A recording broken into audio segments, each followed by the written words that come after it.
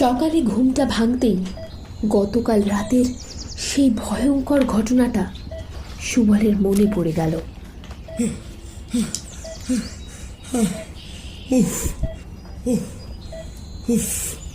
কি বিভৎস ভয়ানক ঘটনা! এখন ভাবলেই কেমন একটা গা ছমছম করছে। না, এখন অনেকটা ভালো লাগছে। আজকে এই হাসপাতাল থেকে একেবারে বাড়ি চলে যাব। অনেক হয়েছে বাবা, ঘরের ছেলে ভালোয় ভালোয় ঘরে ফিরে গেলেই হলো। আর জীবনে যতদিন বেঁচে থাকবো কোনো দিন বেশি পাকামি মারতে যাব না। চুপচাপ নিজের বাড়িতে আমার অফিসের কাজ করব। আর কোথাও থাকা থাকিতে আমি আর নেই, এই বেশ ভালো আছি। তাহলে কোনো ঝামেলা ঝঞ্ঝাটের মধ্যেও আর পড়তে হবে না ওকে। না, এখন আর একটু ঘুমিয়ে নি শান্তিতে।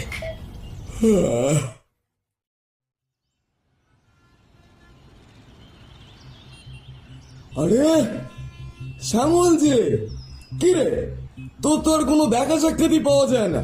কি হলো, এখন আর আমাদের আড্ডাতে আসতে ভালো লাগে না নাকি? হ্যাঁ, আরে না না, কি যে বলিস, আমি তো সুযোগ পেলেই ওখানে যাওয়ার জন্য ছটফট করি, কিন্তু আমার যা কাজের চাপ, কি আর বলবো, এক মুহূর্তের জন্য ছুটি পাই না।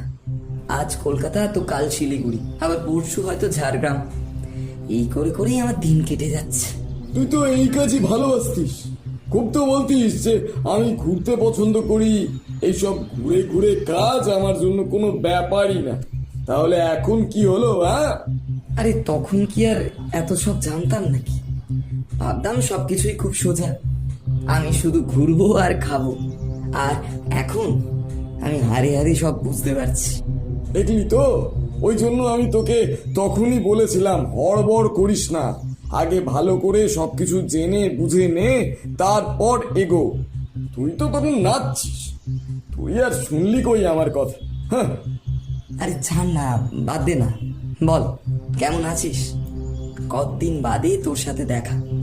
প্রীতম, বুবি, ছোটু, পাপ্পু, ওদেরই বা কি খবর? কারোর সাথেই তো এখন আর দেখা কথা কিছুই হয় না।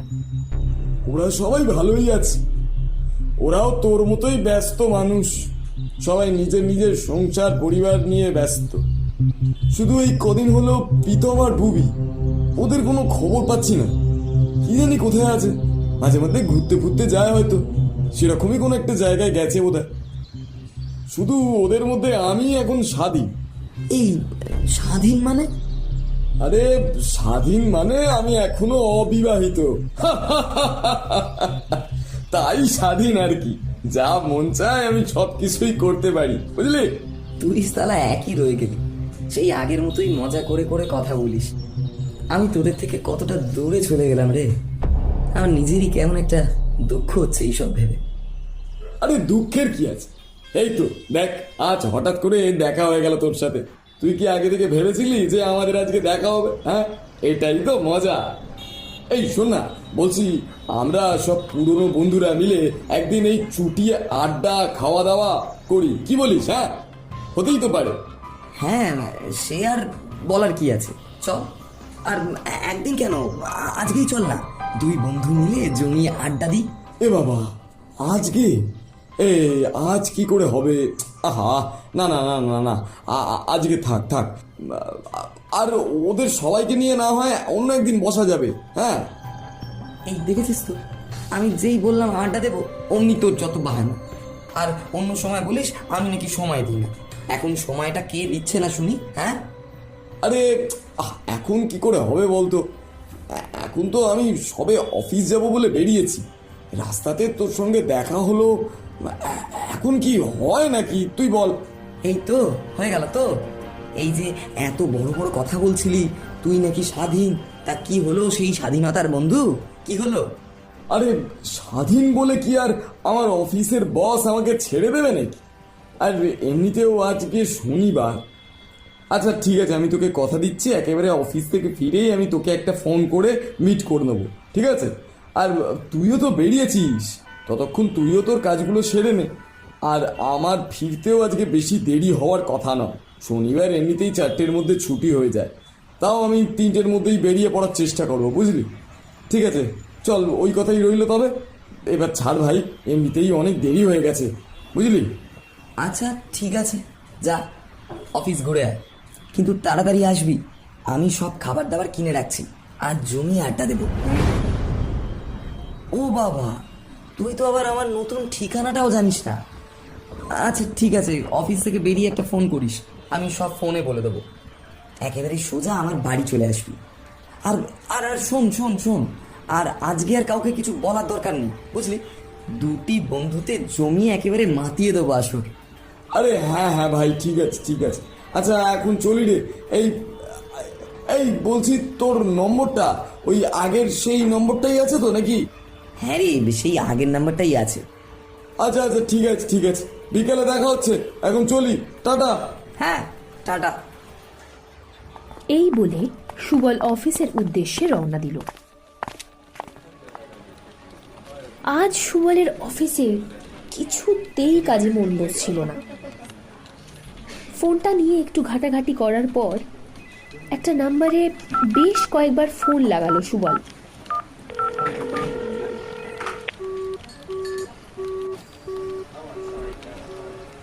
কিন্তু সেই নাম্বার থেকে কোনো রেসপন্স না পেয়ে হতাশ হয়ে ফোনটা রেখে দিল পাশের টেবিলে। তারপর তাড়াতাড়ি কাজ শেষ করে 3:25 মধ্যেই অফিস থেকে বেরিয়ে পড়ল। এরপর শ্যামলকে আরেকবার কল করলো।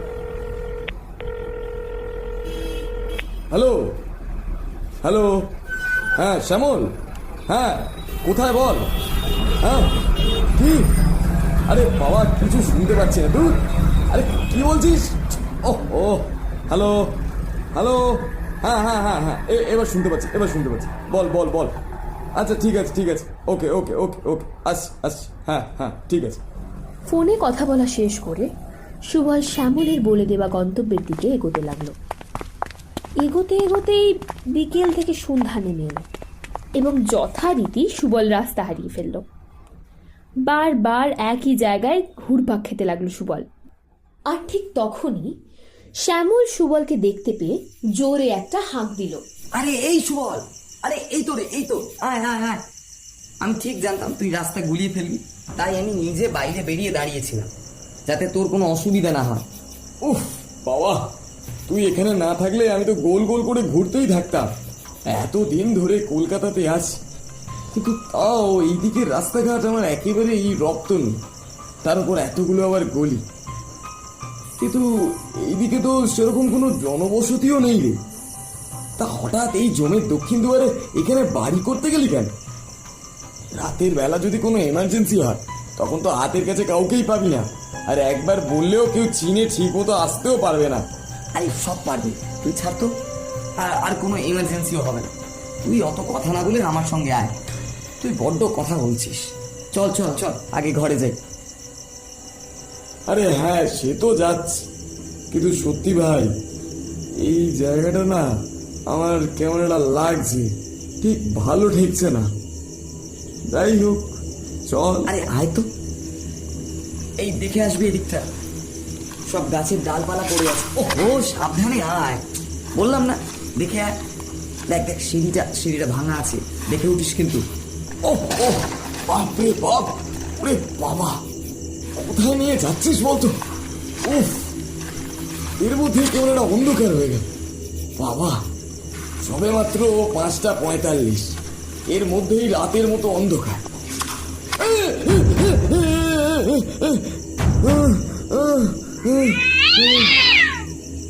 আরে আরে, ভয় পাওয়ার কিছু নেই, ওটা একটা বেড়াল। উফ, তুইও না। আচ্ছা এই তুই হঠাৎ এইদিকে বাড়ি কিনতে গেলি কেন বলতো? হ্যাঁ, তাও আর এরকম আদিকালের একটা গা চমচমে বাড়ি। ওরে বাবা, আসলে আমার বউ একটু একা একা থাকতে ভালোবাসে, তাই আর কি।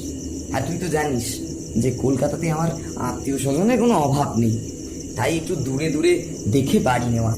আর আমার তো সেই ছোটবেলা থেকেই এরকম পুরনো ধরনের বাড়ির প্রতি একটু বেশি লোক, তাই বাড়িটা পছন্দ হয়েছিল, আর তাই নিয়ে নিলাম একেবারে। ও তুইও যেমন, তোর পছন্দ সেরকম অদ্ভুত।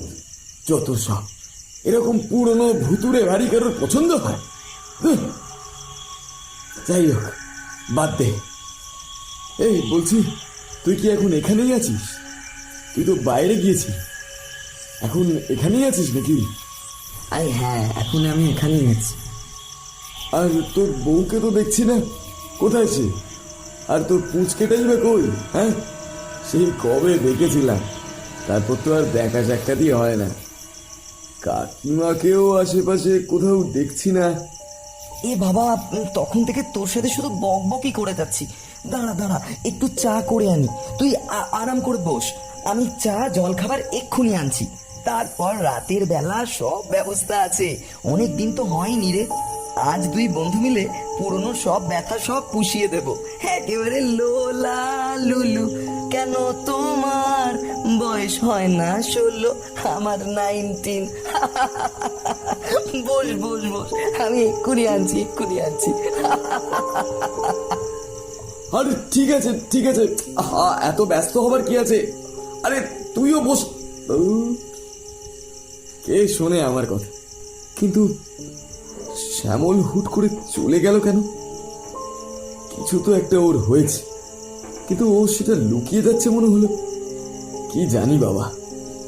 যাই হোক, জায়গাটা সত্যি খুব নিরিবিলি। এইসব জায়গার আলাদা একটা মজা আছে। ওই একঘেয়ে বাড়িতে আর ভালো লাগে না, মাঝে মধ্যে এখানে চলে আসতে হবে। যা দেখছি, এসে 2-3 দিন থেকে যাব। চারিদিকে গাছপালায় ভর্তি, শান্ত একটা জায়গা, শান্তির নীড়। বেশ ভালোই লাগছে জায়গাটা। চাপ বাবা। আরে কতক্ষণ হয়ে গেল বসে আছি। শ্যামলটা কোথায় গেল? তোর ভালো লাগে না, একা একা কি আর এখানে বসে থাকতে ভালো লাগে নাকি? এত শান্ত জায়গাও আবার ভালো লাগে না বাবা, কেমন একটা ফাঁকা ফাঁকা। কই রে শ্যামল, আয় ভাই। আর কতক্ষণ একা বসে থাকবো? আয় এই বাড়িতে। হ্যাঁ রে, আসছি। দাঁড়া দাঁড়া। হ্যাঁ বল। আরে কি করছিলি বলতো এতক্ষণ? আরে তোর জন্যই তো খাবার বানাচ্ছিলাম। এই নে, একটু টেস্ট করে দেখ। কিরে, কেমন লাগলো? আরে সালা, তুই তো জমিয়ে রান্নাটা করিস, কি অসাধারণ খেতে।